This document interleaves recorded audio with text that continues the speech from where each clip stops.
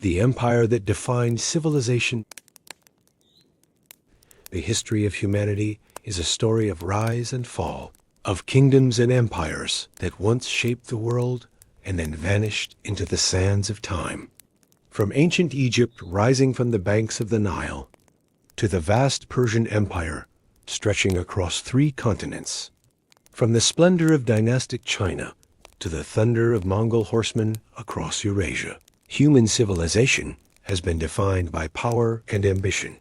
Yet among them all, one name stands apart, not merely for the scale of its territory or the strength of its armies, but for the profound and lasting mark it left on every corner of the modern world: the Roman Empire. From a humble village perched on the banks of the Tiber River in the 8th century BCE, Rome grew to become one of the most formidable civilizations in history. Over more than a millennium, from its earliest kings, through the era of the Republic, to the Imperial Age, Rome expanded from a small city-state on the Italian peninsula into the master of the entire Mediterranean world. Under the march of Roman legions, once powerful states such as Carthage, Macedonia, Ptolemaic Egypt, and Judea fell, and as the Roman eagle standard flew from the misty forests of Britannia to the burning deserts of Syria, from the Atlantic shores to the banks of the Danube, the ancient world entered a new epoch, the Age of Rome. But Rome's power was not forged solely on the battlefield. It lay also in the straight stone roads that connected continents, in the soaring arches of the Colosseum, and in a body of law that remains the foundation of many modern legal systems. Rome conquered not just with swords and shields, but with language, architecture, religion, and the very idea of the state. Even though the empire fell more than 1,500 years ago, the modern world still lives under its shadow. From representative parliaments and civil law to concepts like citizenship and empire, all are echoes of a civilization that once defined the West and profoundly influenced the entire globe. Is not just the story of an empire.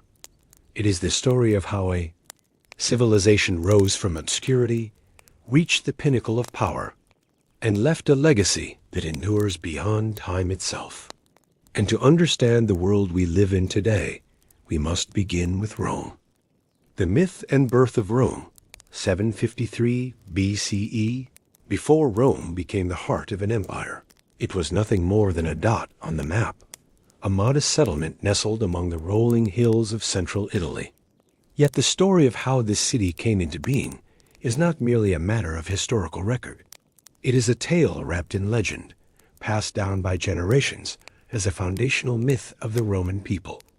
According to tradition, the city's origins lie in the story of Romulus and Remus, twin sons of the war god Mars and the Vestal princess Rhea Silvia. Abandoned as infants and left to die by the Tiber, the twins were miraculously saved by a she-wolf who nursed and raised them in the wild. When they came of age, the brothers resolved to build a new city on the very ground where they had been rescued. But a bitter dispute arose over who would rule it. The conflict ended in tragedy.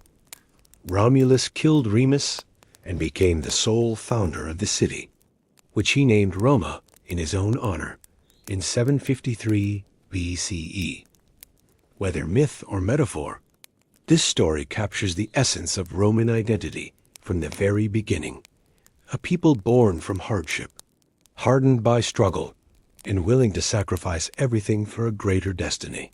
Historically, early Rome was founded by the Latins, a small Italic people who settled along the fertile banks of the Tiber River. The city's location proved crucial, situated between the Tyrrhenian Sea and the interior of the peninsula, and at the crossroads of key trade routes. Rome quickly became a hub of commerce, culture, and power. During its formative centuries, the city was ruled by a series of kings, many believed to have been of Etruscan origin, a sophisticated civilization to the north. Under their rule, Rome laid the foundations of the institutions and traditions that would define it for centuries to come. monumental public works, early legal codes, religious rituals, and above all, the concept of a structured community, the seed from which a state would one day grow. Yet the Romans were never a people content with subjugation. Around 509 BCE, after generations under monarchical rule, they overthrew their last king, Tarquin the Proud, and declared a radically new form of government, the res publica, the public affair, or commonwealth. This revolution marked one of the most significant turning points in world history. Power would no longer rest in the hands of a single monarch. Instead, it would be shared, debated, and regulated by representatives of the people, from the myth of Romulus and Remus to the overthrow of tyranny. The story of Rome's origins is a journey from legend to law, from chaos to order. In these early centuries, the foundations of what would become the greatest empire of the Western world were laid, not through conquest or wealth, but through an idea that a people united could shape their own destiny. Power of the Senate and the people, 509 to 27 BCE. The overthrow of the monarchy in 509 BCE did more than end the reign of kings. It ushered in one of the most innovative and influential systems of government in history, the Roman Republic, res publica Romana, at a time when most of the ancient world remained under the sway of monarchs and dynasties. Rome dared to experiment with a radically different idea, that power could be shared, regulated, and derived from the people themselves.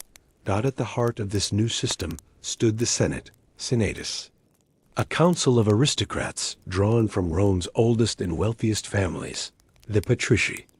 The Senate did not pass laws directly, but it shaped policy, controlled state finances, and advised magistrates. It was, in essence, the Republic's guiding mind. Executive authority was vested in two consuls, elected annually, who commanded the army and presided over the government. Their limited one-year terms ensured that no single individual could ever again claim the powers of a king. Yet the Republic was far from a democracy. Political power remained concentrated in the hands of the patrician elite, while the vast majority of the population, the plebeians, had little influence. This imbalance led to centuries of social conflict known as the struggle of the orders. Through persistent pressure, including secessions, protests, and even refusals to serve in the army, the plebeians gradually won political rights. The creation of the tribune of the people, with the power to veto unjust decisions, and the eventual right of plebeians to hold office and enter the Senate, transformed Roman society into a more balanced and participatory system. The Republic's political structure was only part of its strength. It also fostered a culture of civic duty and public service. Roman citizens saw themselves not merely as subjects of a state, but as active participants in its destiny. This sense of shared responsibility forged a unity that enabled Rome to survive crises and adapt to new challenges. With this stability, Rome began to expand beyond its borders. What started as a small city-state on the Tiber became a rising power on the Italian peninsula. Through a combination of military discipline, strategic alliances, and diplomatic skill, Rome subdued its neighbors, defeating the Etruscans to the north and the Samnites to the south. By the end of the 3rd century BCE, the Republic controlled nearly all of Italy, laying the foundation for a much larger expansion. But expansion brought new problems. Wealth from conquered territories flowed into Rome, enriching the elite while leaving common soldiers and farmers impoverished. Vast estates, worked by slaves captured in war, replaced small farms. Economic inequality grew, and the gap between rich and poor widened dangerously. At the same time, the Republic's political institutions, designed for a city-state, struggled to govern an expanding empire. Factionalism, corruption, and populist demagoguery began to erode the system's foundations. The Republic, once a model of balance and shared power, was becoming strained under the weight of its own success. Ambitious generals sought to use their armies to seize political control, while rival factions turned the Senate into a battlefield of competing interests. The ideal of res publica, government for the people, was beginning to falter. The next century would test the republic as never before. As social unrest deepened and political institutions crumbled, Rome would find itself in a series of internal conflicts that would shake its very foundations and pave the way for the rise of a new kind of power. The Punic Wars and Rome versus Carthage, 264 to 146 BCE. By the early 3rd century BCE, Rome had consolidated its power over the Italian peninsula. But across the Mediterranean Sea, a formidable rival stood in its way: Carthage, a wealthy maritime empire based in North Africa. Carthage commanded vast trade networks, a powerful navy, and territories stretching across Spain, Sicily, and parts of the western Mediterranean. It was inevitable that these two rising powers, one built on land, the other on sea, would collide. Their rivalry erupted into a series of 3 conflicts known as the Punic Wars, which would define the course of Roman expansion and the fate of the ancient world. The First Punic War, 264-241 BCE. Rome learns to fight at sea. The first clash began over control of Sicily, a strategic island and crossroads of Mediterranean trade. Carthage's dominance at sea initially gave it the upper hand, while Rome, a land-based power, had virtually no navy. Undeterred, the Romans built a fleet from scratch, innovating with a device called the corvus, a boarding bridge that turned naval battles into infantry combat, playing to Rome's strengths. After more than 2 decades of brutal conflict, Rome emerged victorious. Carthage was forced to cede Sicily, Rome's first overseas province, and pay a heavy indemnity, marking the beginning of Roman expansion beyond Italy. The Second Punic War, 218-201 BCE. Hannibal's revenge, the second conflict, would push Rome to the brink of destruction. Seeking revenge and expansion, Carthage's greatest general, Hannibal Barca, launched a daring campaign that remains one of history's most legendary military feats. With an army of tens of thousands, including war elephants, Hannibal crossed the Alps into Italy, bypassing Roman defenses and bringing the war directly to the Republic's heartland. Hannibal's victories were devastating. At Cannae in 216 BCE, he annihilated a Roman army of over 50,000 men, one of the worst defeats in Rome's history. Yet Rome refused to surrender. Instead, it adapted, avoiding direct confrontation, targeting Carthaginian supply lines, and eventually taking the fight to North Africa.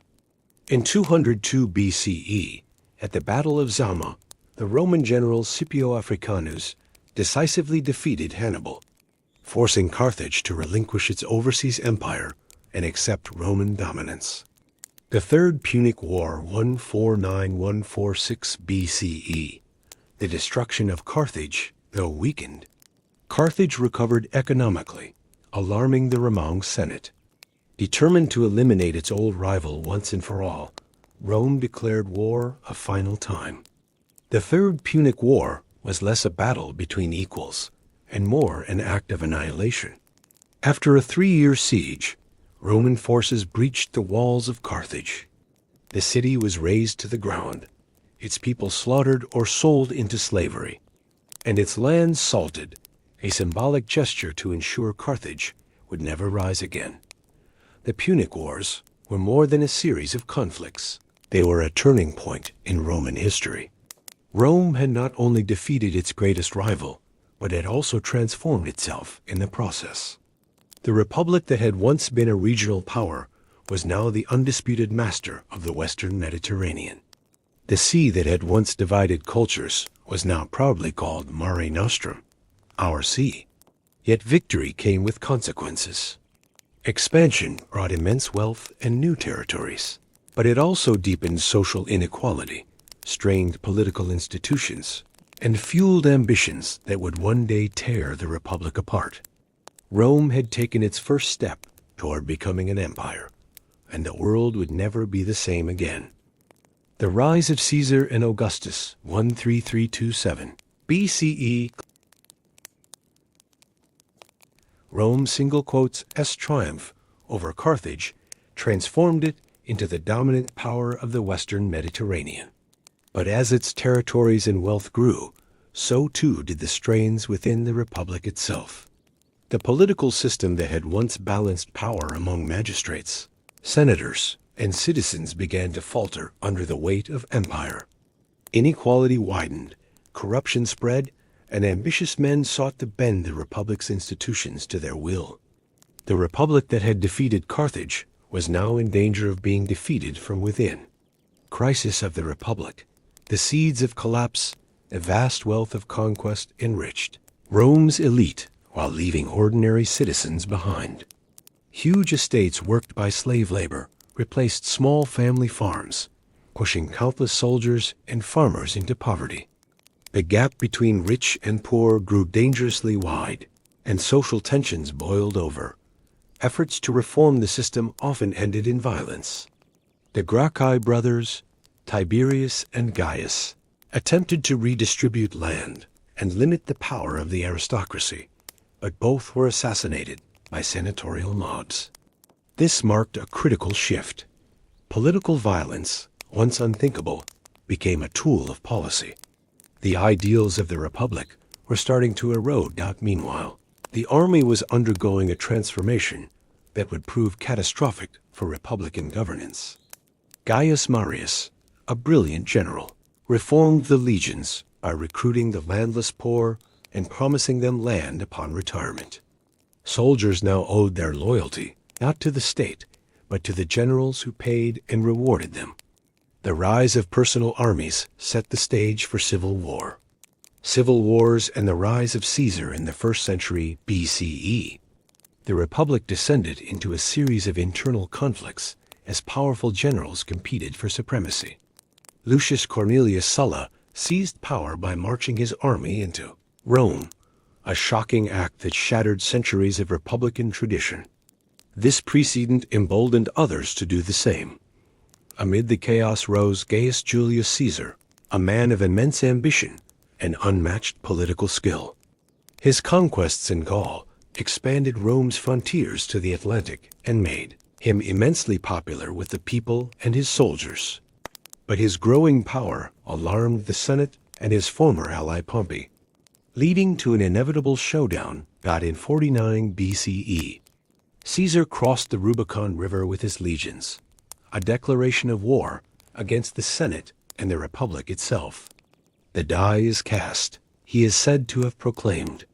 Civil war followed, culminating in Caesar's victory and his appointment as Dictator Perpetuo, dictator for life. The Ides of March, the death of a Republic Caesar's accumulation of power, alarmed many senators, who feared the end of the Republic and the birth of monarchy. On March 15, 44 BCE, the Ides of March, a group of senators led by Brutus and Cassius assassinated Caesar on the floor of the Senate, believing they were saving the Republic. But the Republic could no longer be saved. Instead of restoring liberty, Caesar's death plunged Rome into another bloody civil war. Mark Antony, Lepidus, and Caesar's adopted heir Octavian formed the Second Triumvirate to defeat his assassins.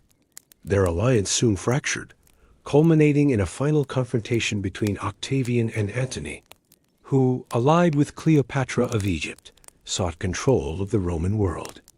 Augustus and the birth of empire. The decisive battle came in 31 BCE at Actium, where Octavian's forces crushed Antony and Cleopatra. In 27 BCE, Octavian was granted the title Augustus, meaning the revered one. Though he claimed to have restored the Republic, the reality was clear. Augustus wielded supreme power, and the era of the Roman Empire had begun. The institutions of the Republic, the Senate, the magistracies, the assemblies, remained, but they were hollow shells. Real authority now rested in the hands of a single man. What had begun as a city-state on the Tiber had evolved into a vast imperial state. The Republic had died, but from its ashes arose something far greater, an empire that would rule the known world for centuries. The Golden Age of Empire, 27 BCE to 180 CE, with Augustus's rise to power, Rome entered a new epoch, one of unprecedented stability, prosperity, and imperial grandeur. Historians call it the Pax Romana, or Roman peace, a 2-century-long era during which the empire knew no rival, its borders secure, its wealth unparalleled, and its culture flourishing. It was not merely a period of peace. It was the pinnacle of Roman civilization, an age that would define the classical world and shape the foundations of the modern West. Augustus, architect of Empire Augustus, understood that Rome's survival required more than military might. It needed order, legitimacy, and a system of governance suited to a vast, multi-ethnic empire. He restructured the state, creating a professional bureaucracy to manage the empire's finances, provinces, and legal affairs. The tax system was rationalized, the legal code refined, and provincial administration placed under trusted governors loyal to the emperor. Augustus also established a standing professional army, a force not only for conquest but for defense, infrastructure, and internal security. Fortified frontiers, known as limes, were constructed along the Rhine and Danube, while legions stationed across the provinces ensured stability and order. For the first time in history, a traveler could journey from the deserts of Egypt to the forests of Britain under a single political authority, protected by the might of Roman law. Building the eternal city, the Pax Romana was an age of extraordinary construction and urbanization. Augustus famously declared, "I found Rome a city of brick and left it a city of marble." Across the empire, roads stretched for tens of thousands of kilometers, linking distant provinces and facilitating trade, communication, and military movement. Cities flourished as centers of Roman culture, adorned with temples, forums, baths, and amphitheaters. Engineering achievements such as aqueducts brought fresh water to urban populations, while monumental structures like the Colosseum, Pantheon, and triumphal arches celebrated imperial power and divine destiny. These projects were not mere vanity. They symbolized the reach and permanence of Roman rule. Architecture became propaganda, a visual language proclaiming that Rome was not merely a conqueror, but a builder of civilization. Law, language, and culture, Rome's invisible empire, perhaps Rome's most enduring legacy, was not its military or its monuments, but its institutions and ideas. Latin, the language of the empire, became the lingua franca of the Western world, evolving into the Romance languages, Italian, French, Spanish, Portuguese, and Romanian, and influencing countless others, including English. Roman law, grounded in concepts like natural rights, citizenship, and due process, became the blueprint for legal systems that still govern nations today. The arts and literature flourished under imperial patronage. Poets like Virgil, Ovid, and Horace crafted works that explored Rome's destiny, identity, and values, while historians such as Livy chronicled its past to instruct future generations. Philosophy, especially Stoicism, found a natural home in Rome's intellectual climate, guiding statesmen and emperors alike. Empire without limits under emperors like Tiberius, Claudius, Trajan, and Hadrian. Rome expanded its borders to their greatest extent. By 117 CE, the empire encompassed over 5 million square kilometers and more than 70 million people, roughly a quarter of the world's population. The Mediterranean, once a patchwork of warring kingdoms, was now called Mare Nostrum, our sea. Trade flourished on an unprecedented scale. Spices from India, silk from China, grain from Egypt, and wine from Gaul flowed through Roman markets. The empire became the beating heart of a vast network that connected the known world. The Pax Romana was more than a period of peace. It was the embodiment of an imperial ideal, a vision of order, prosperity, and cultural unity that transcended geography and ethnicity. Yet beneath its marble surface, new challenges were brewing. Complacency, corruption, and the concentration of power in a single ruler would, over time, weaken the empire's vitality. For now, though, Rome stood unmatched, a beacon of power and civilization, the envy of the ancient world. And at the center of this imperial order stood the legions, the disciplined, unstoppable military machine that made it all possible. The might of the Roman military. No empire in history ever rose to greatness or maintained its dominion without the power to defend it. For Rome, that power was embodied in its legions, a military machine unlike anything the world had seen before.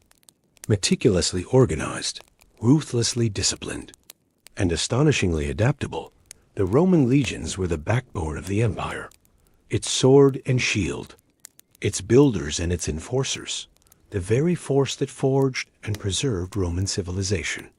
Organization, the engine of empire, at the heart of Rome's military might, was its organizational genius.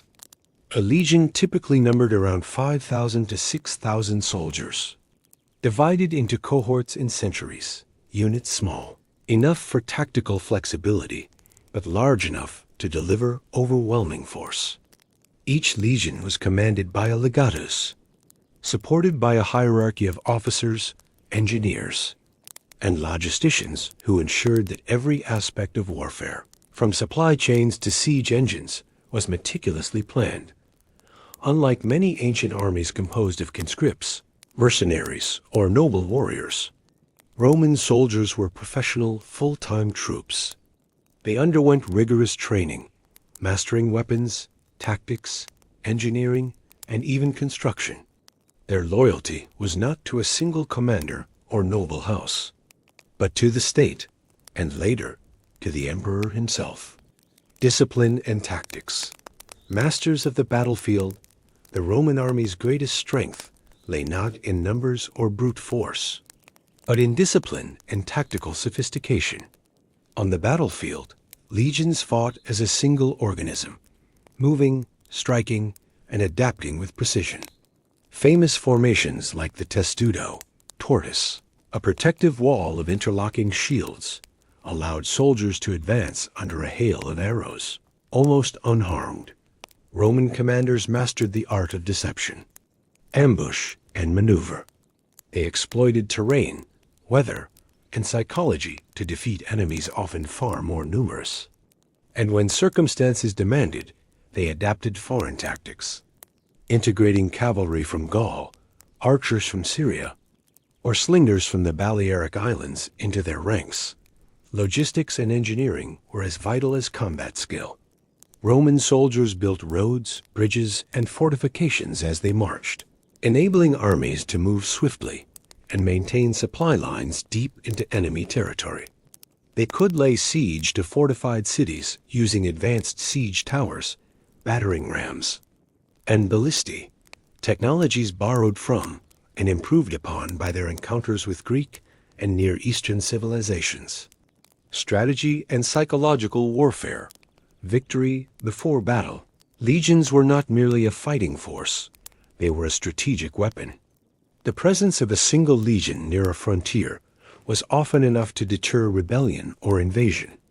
Rome also wielded psychological warfare with ruthless efficiency. Tales of Roman discipline, ferocity, and the fate of those who resisted spread far ahead of their armies, leading many cities to surrender without a fight. Rome's military also excelled at assimilation. Conquered peoples were often offered citizenship in exchange for military service, binding them to the empire and turning former enemies into defenders of Rome. Builders of empire, soldiers beyond war, the legions did far more than fight. They were also engineers, architects, and administrators, laying the physical and administrative foundations of empire wherever they went. Roads, bridges, aqueducts, and forts followed in their wake, knitting distant provinces into a cohesive whole. Many of today's European cities, London, Londinium, Cologne, Colonia Agrippina, and Vienna, Vindobona, began as Roman military camps. The presence of Roman troops brought not only security, but also Roman culture and law, accelerating the integration of conquered lands into the imperial system. In this way, the legions were not just soldiers, they were agents of Romanization, extending the reach of Roman civilization far beyond the battlefield. For over 5 centuries, the legions were the embodiment of Roman power, conquering, defending, and uniting a vast empire that stretched across 3 continents. But Rome's reliance on its armies came with a price. As emperors increasingly depended on the loyalty of the legions to maintain their rule, the military began to wield political influence. In time, the very force that had built the empire would also play a role in its fragmentation. The decline begins 1802-84 CE, when Emperor Marcus Aurelius, the philosopher king and the last of the 5 good emperors, died in 180 CE. Few could have imagined that his passing would mark the beginning of the end. Rome still appeared invincible, its borders vast and secure, its culture dominant, its cities thriving. But beneath this veneer of power, deep fractures had begun to spread, fractures that would eventually bring the mighty empire to its knees. Political chaos. The empire without a center. One of the most immediate problems was the crisis of succession. Without a clear system of imperial inheritance, the throne became a prize to be seized rather than an office to be earned. Generals vied for power, often marching their legions on Rome itself to claim the purple. In less than 50 years, the empire saw more than 26 emperors, most of whom died violently, assassinated, overthrown, or killed in battle. The legions, once loyal to the state, now swore allegiance to whichever commander promised them the most wealth or land. Civil wars erupted with alarming frequency, draining resources and leaving the frontiers dangerously exposed. The once unshakable authority of the emperor was reduced to a fragile illusion, dependent on the whims of the military. Economic decline, the weight of Empire Rome's vast empire, once its greatest strength, had become a crippling burden. Maintaining legions, infrastructure, and provincial administration across 3 continents required immense wealth. Yet continuous wars and internal strife disrupted trade, agriculture, and taxation. Desperate to fund the state, emperors debased the currency by mixing precious metals with cheaper ones, triggering hyperinflation. Prices soared, savings evaporated, and confidence in the economy collapsed. Taxes were raised again and again, further impoverishing the population and stifling economic activity. Plagues and population collapse as if war and economic turmoil were not enough. The empire was struck by a series of devastating pandemics. The Antonine Plague, and later the Plague of Cyprian, swept through cities and provinces, killing millions. Urban populations plummeted, labor shortages crippled agriculture and industry, and the army struggled to recruit soldiers. The psychological toll was equally severe. As traditional Roman religion failed to provide answers, new faiths, particularly Christianity, began to spread, offering hope and salvation amid the chaos. Society itself was changing in ways the old order could no longer control. Enemies at the gates, pressure from all sides, while Rome tore itself apart from within. External threats multiplied. To the east, the Sassanid Persian Empire emerged as a powerful rival, defeating Roman armies and capturing key territories in Mesopotamia. Along the northern frontiers, Germanic tribes, Goths, Alemanni, Vandals began pushing across the Rhine and Danube, raiding deep into imperial lands. For centuries, Rome's legions had held the line. Now, Stretched thin and often preoccupied with civil wars, they struggled to repel wave after wave of invasions. Provinces once thought secure were plundered and abandoned. The empire was no longer dictating terms to the world. It was fighting desperately for survival.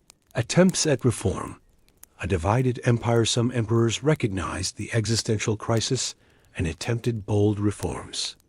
Diocletian, r. 284 to 305, reorganized the empire into a tetrarchy, a rule of 4, with 2 senior emperors, Augusti, and 2 junior emperors, Caesars. He divided the empire into eastern and western halves for more efficient governance, and introduced sweeping economic controls to stabilize the currency. For a time, these measures brought order out of chaos. But they also revealed an uncomfortable truth. The empire was now too vast, too diverse, and too strained to be governed as a single entity. Division was no longer a temporary fix. It was the new reality docked by the late 3rd century. Rome remained immense and powerful, but its character had fundamentally changed. The empire that had once been defined by confidence, order, and ambition was now marked by insecurity, crisis, and survival. It had not yet fallen, but the golden age was gone, and the twilight had begun. The coming centuries would see this slow, unraveling accelerate as external invasions intensified and internal divisions deepened. The Roman Empire was entering its most perilous chapter, one that would culminate in the collapse of the West and the end of an age. Fall of the Western Empire, 376 to 476 CE, 4 centuries. Rome had weathered invasions, rebellions, and internal crisis, but by the late 4th century, the empire's decline could no longer be stopped. The cracks that had widened for generations now split the imperial edifice apart. Rome, once mistress of the world, stood on the brink of collapse. The Great Migration, a world in motion, the chain reaction began 376 CE, when the Visigoths, fleeing the ferocious advance of the Huns from Central Asia, sought refuge inside Roman territory. Initially granted permission to settle across the Danube, mistreatment by Roman officials pushed them into revolt. In 378 CE, at the Battle of Adrianople, the unthinkable happened. A Roman field army was annihilated, and Emperor Valens was killed. It was a catastrophic defeat, the first major sign that the once invincible Roman legions were no longer unstoppable. This event unleashed a wave of migrations and invasions. Visigoths, Ostrogoths, Vandals, Suebi, and other Germanic peoples surged into imperial lands, not merely as raiders, but as entire nations seeking new homes. Rome's borders, once impregnable, became porous. Provinces that had stood loyal for centuries now slipped from imperial control. The sack of Rome, the eternal city falls. The most shocking blow came in 410 CE, when Alaric, king of the Visigoths, marched into Italy and sacked the city of Rome. For the first time in nearly 800 years, the eternal city, Urbs Aeterna, was conquered. The psychological impact was devastating. Across the Mediterranean world, people asked how the unthinkable could have happened. As St. Jerome lamented, "If Rome can perish, what can be safe?" Worse was yet to come. In 455 CE, the Vandals, having crossed from North Africa, looted Rome again. This time, the destruction was so thorough that the term vandalism was born, a word that still signifies wanton devastation. A hollow empire by the mid-5th century, the Western Roman Empire was a shadow of its former self. Its economy was shattered, its treasury empty, and its once mighty legions filled with mercenaries, whose loyalties lay with gold, not Rome. Political authority had disintegrated. Emperors were little more than pawns, installed and deposed by powerful generals or barbarian warlords. The government even abandoned Rome itself, moving the imperial court to the more defensible city of Ravenna. But geography could not save what politics had doomed. Provinces in Gaul, Spain, and North Africa were lost. The empire was shrinking into irrelevance. 476. The fall, the final act, came in 476 CE. The Germanic general Odoacer, leader of a coalition of barbarian troops serving in the Roman army, deposed the teenage emperor Romulus Augustus, a name that echoed Rome's legendary founder, Romulus, and its first emperor, Augustus. It was a symbolic and bitter end. The empire that had once ruled the world now fell quietly. Without a great battle or dramatic siege, Odoacer did not claim the imperial title. Instead, he sent the imperial regalia to the Eastern Roman emperor in Constantinople, declaring that the West no longer needed an emperor. The Western Roman Empire, the heir to the Republic, the conqueror of Carthage, the master of the Mediterranean, had ceased to exist. The end of an age, the Fall of Rome, was not a single event, but a slow, painful unraveling, the culmination of centuries of decay, division, and transformation. Yet it marked the definitive end of the ancient world. With the collapse of central authority, Western Europe fragmented into a patchwork of kingdoms and tribal realms. The roads crumbled, trade diminished, cities declined. The light of classical civilization dimmed, but Rome did not disappear entirely. In the East, the Byzantine Empire, the continuation of Rome, endured for nearly 1,000 years more. And in the West, Rome lived on in subtler ways, in its laws and languages, in its architecture and religion, in its memory as an ideal of order and civilization. The fall of the Western Roman Empire was one of history's great turning points. It closed the book on the classical era and opened the long and turbulent chapter that would come to be known as the Middle Ages. And though the empire itself was gone, the idea of Rome, its vision of power, law, and unity, would continue to shape the destiny of Europe and the world for centuries to come. The eternal empire. When Romulus Augustulus was deposed in 476 CE, many contemporaries believed the Roman Empire had come to an end.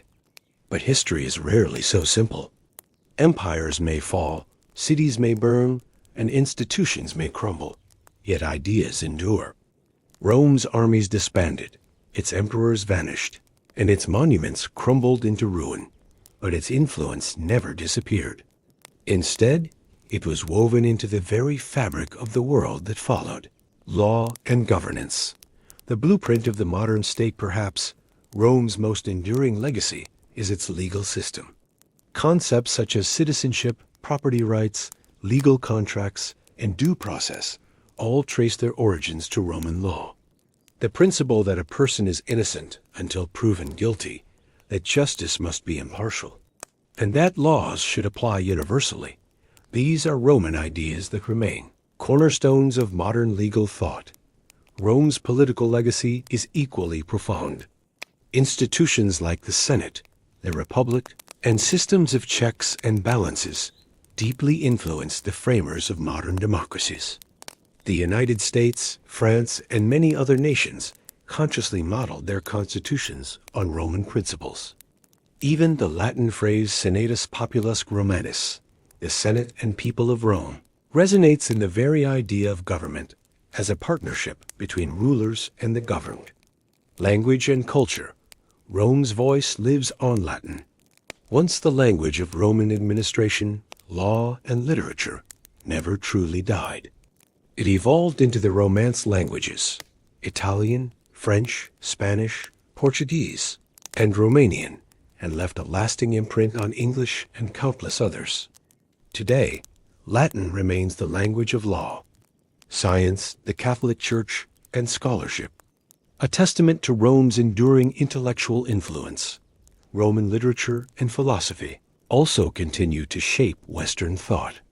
The works of Virgil, Ovid, and Horace still inspire poets and writers. Historians like Tacitus and Livy continue to guide political analysis.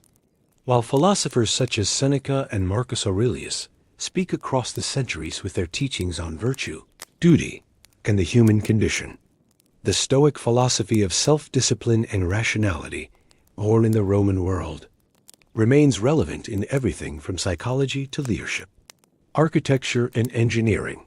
The Roman imprint on cities. Walk through any major city in Europe or Washington, London or Paris, and you will see the unmistakable mark of Rome, the arch, the dome and the vault. Roman innovations still define the skylines of capitals and cathedrals. Government buildings, courthouses, and universities echo the grandeur of the Roman Forum and Pantheon, symbolizing stability, order, and permanence. Roman engineering also laid the groundwork for the modern world. Roads, bridges, aqueducts, and urban infrastructure, many still visible today, set the standard for centuries. The very idea of a planned city, with grids, forums, and public amenities, was a Roman invention that continues to shape urban life today. Religion and faith, a global transformation. One of Rome's most unexpected legacies is religious. The empire that once persecuted Christians eventually adopted Christianity as its official faith under Emperor Constantine. From Rome, the religion spread across Europe and beyond, profoundly shaping global history. The Catholic Church, heir to the Roman imperial structure, became the central institution of medieval Europe and remains one of the most influential forces on earth. A civilization that never truly died even after the fall of the Western Empire. The Byzantine Empire, the Eastern Roman Empire, carried Rome's torch for another 1,000 years, preserving its laws, culture, and administrative systems.